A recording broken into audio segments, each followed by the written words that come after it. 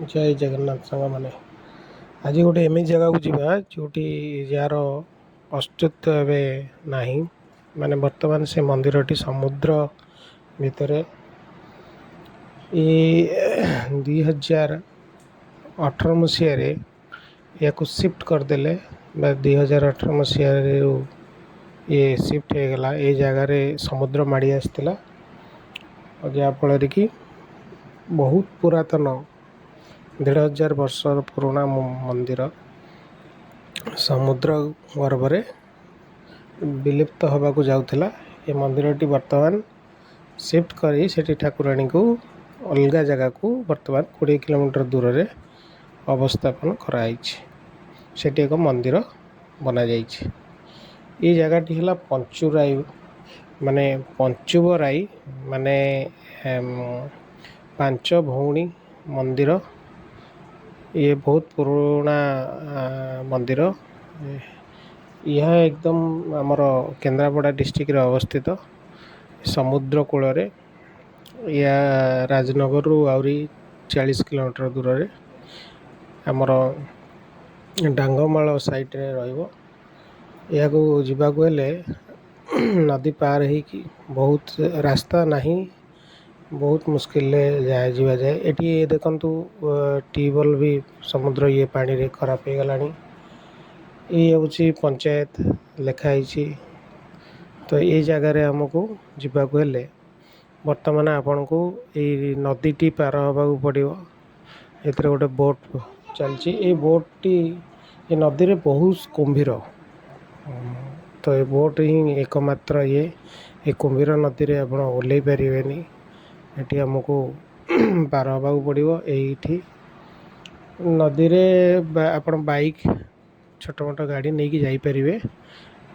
Bike ही जापर ना बड़ गाड़ी जीवार संभावना नहीं। तो ये एमती बाइक आम गाड़ी बोट को चढ़ेलु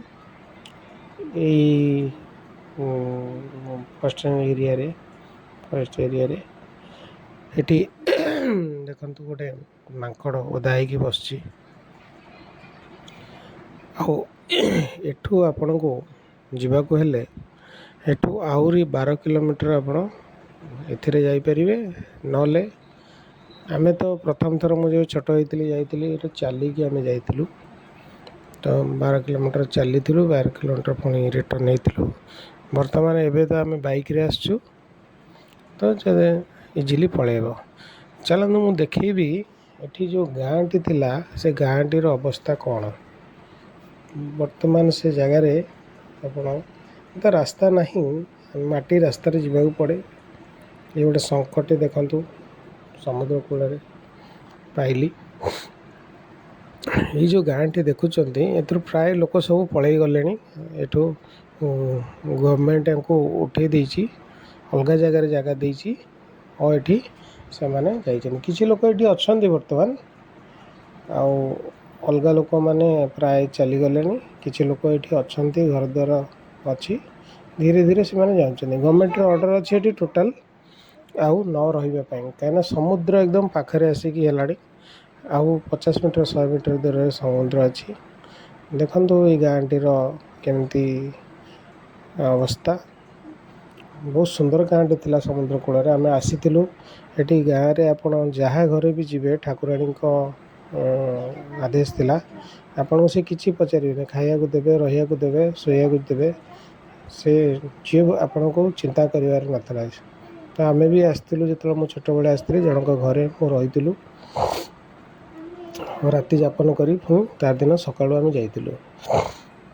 वर्तमान ये गाँटी पूरा विच्छिन्न। एठी आपण मानकर प्राय लोक चली गले बाहर को माने पाखरे गोटे गाँ रे तांको जगह दिया जाइछि। ये घर भांगिकी जे जुआड़े जाइछन्ति। वर्तमान आपण देखंतु घर गुड़े सुंदर सुंदर घर धीरे धीरे भांगी गलानी। ये तांकर आसबास पत्र इलेक्ट्रिक नहीं से सोलार यूज करिकी एवढा टीवी रेडियो चलाउछन्ति या लाइट चलाउछन्ति। कौन से सुख सुविधा एठी नहीं। ये सब सोलार से चलुछि इलेक्ट्रिक नहीं। एठी ये खटपट से माने देखंतु नहीं कि जाउछन्ति डंगारे पारी।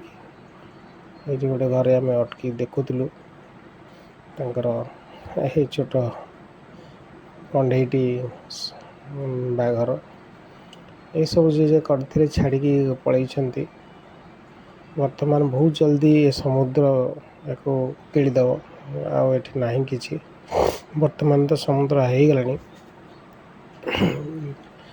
ଆଉ ଏଇଭଳିଆ ସେମାନେ ବାଗ ବଗିଚା, ପୋଖରୀ, ଫୁଲ ଏମିତି ବିଭିନ୍ନ ପ୍ରକାର ସେ ଜିନିଷ କରିଥିଲେ। ବର୍ତ୍ତମାନ ସେମାନେ ଛାଡ଼ିକି ଏଠୁ ଚାଲିଗଲେଣି। ଏଠି ଠାକୁରଙ୍କ ଆଦେଶରୁ ବହୁତ ମନସ୍କାମନା ପୂରଣ ହୁଏ, ବଳି ଦିଆଯାଏ। ଯେତେବେଳେ ୟାର ପୂଜା ସମୟ ଆସେ ବହୁତ ଭିଡ଼ ହୁଏ। ଏଠି ଆମେ ବି ଯାଇଥିଲୁ, ଏଠି ମାଛ ଭୋଗ ହୁଏ। ଆମେ ମାଛ ନେଇକି ଯାଇଥିଲୁ। ଏଇ ରୋଷେଇ ଘରଟିରେ ସେଠି ଭୋଗ ରନ୍ଧା ହୁଏ ଆଉ ଠାକୁରାଣୀଙ୍କୁ ଦିଆଯାଏ। ତାପରେ ଆପଣମାନେ ସେ ଭୋଗ ପ୍ରସାଦ ଗ୍ରହଣ କରି ପୁଣି ଚାଲନ୍ତି। ଏଇଟା ଆମେ ଯେଉଁ ଯାଇଥିଲୁ ଏଇଟା ଲାଷ୍ଟ ଥିଲା। ପରେ ଠାକୁରାଣୀଙ୍କୁ ସିଫ୍ଟ କରାଯାଇଥିଲା। ତ ଏଇରୁ ଗୋଟେ ସପ୍ତାହ ପରେ ଏଠି ଛୋଟ ଝିଅଟି ବସିଛି। ଏ ମନ୍ଦିର ଏବେ ନାହିଁ କିଛି। ଏ ମନ୍ଦିରଟି ଏବେ ବର୍ତ୍ତମାନ ମୁଁ ଲାଷ୍ଟ ଫଟୋ ଉଠାଇଛି। ଏଠି ଟୋଟାଲି ସବୁ ଠାକୁରାଣୀକୁ ଶଗଡ଼ ମାଧ୍ୟମରେ ଅଲଗା ଜାଗାକୁ ବିସ୍ତାରିତ କରାହେଇଥିଲା। ଆଚ୍ଛା, ଏଠି ଦେଖନ୍ତୁ ଆମେ ଭୋଗ ପାଇଁ ବସିଛୁ। ରନ୍ଧା ହେଇସାରିଲା ପରେ ଭୋଗ ଲାଗିଲା ପରେ ଆମକୁ ଖାଇବାକୁ ଦିଆଯିବ। ବହୁତ ଟେଷ୍ଟି ହେଇଥିଲା। ଏଠି କିଛି ଠାକୁରାଣୀଙ୍କ ପଥର ମୂର୍ତ୍ତି ଗଛ ମୂଳେ ଅଛି। ଆଉ ଏଠି ତାଙ୍କର ପୂଜା କରାଯାଉଛି। ପୂଜାପୂଜି କରିଲା ପରେ ଏସବୁକୁ ସିଫ୍ଟ କରାଯାଇଛି। ଇଏ ତାଙ୍କର ପ୍ରବେଶ ସ୍ଥାନ ପଥର କରାହେଇଛି। ଇଏ ମା ଠାକୁରାଣୀ। ଏଭଳିଆ 7ଟି ଭଉଣୀ, କ୍ଷମା କରିବେ, ଏଇଟା 5 ଭଉଣୀ ଏମିତି ଗୋଟେ ଡଙ୍ଗା ଉପରେ ବସିଛନ୍ତି। ମାଙ୍କର ଏଠି ପୂଜା ହୁଏ। ଆଉ ବହୁତ ପ୍ରତ୍ୟକ୍ଷ ଦେବୀ। ଆପଣ ଯିବେ ଯଦି ସେଇ ଡାଙ୍ଗମାଳ ଏରିଆରେ ପଞ୍ଚୁଗ୍ରାହୀ କହିଲେ ସେ ମନ୍ଦିରରେ ଆପଣ ଦର୍ଶନ କରିପାରିବେ। ଏଠି ବହୁତ ସମୁଦ୍ର ଏମିତି ପାଖକୁ ମାଡ଼ି ଆସିଲାଣି। ଆଉ ଧନ୍ୟବାଦ। ଆପଣମାନଙ୍କୁ କେମିତି ଲାଗିଲା କହିବେ। ମୁଁ ନେକ୍ସଟ ଆଉ ଥରେ ଭିଡ଼ିଓ କରିବି। ଧନ୍ୟବାଦ। ଜୟ ଜଗନ୍ନାଥ।